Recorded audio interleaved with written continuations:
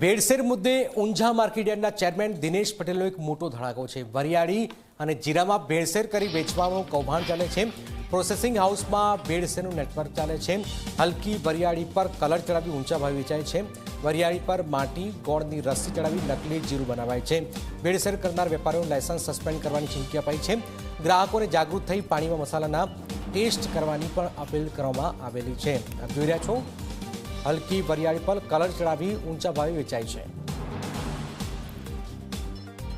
સસ્તી વરિયાળી હોય એ વરિયાળીને લઈ અને કેટલાક એવા તત્વો હોય છે કે જે એની ઉપર ગ્રીન કલર ચડાવી અને કલરવાળી વરિયાળી ઊંચા ભાવે વેચવા માટે થઈ અને લોકોને સ્વાસ્થ્યને નુકસાન થાય એવી પ્રવૃત્તિ કરતા હોય છે। એણે બજારમાંથી જે કોઈ પણ વરિયાળી ખરીદે તો એને થોડો પાણીમાં નાખી દે તો તરત જ જે કલરવાળી વરિયાળી હોય એમાંથી કલર સ્પષ્ટ રીતે અલગ થઈ અને પાણી લીલું થઈ જાય છે। આથી મારી તો ખાસ વપરાશકર્તાઓને વિનંતી છે કે ક્યાંય પણ આવા મસાલા પાકો વાપરીએ।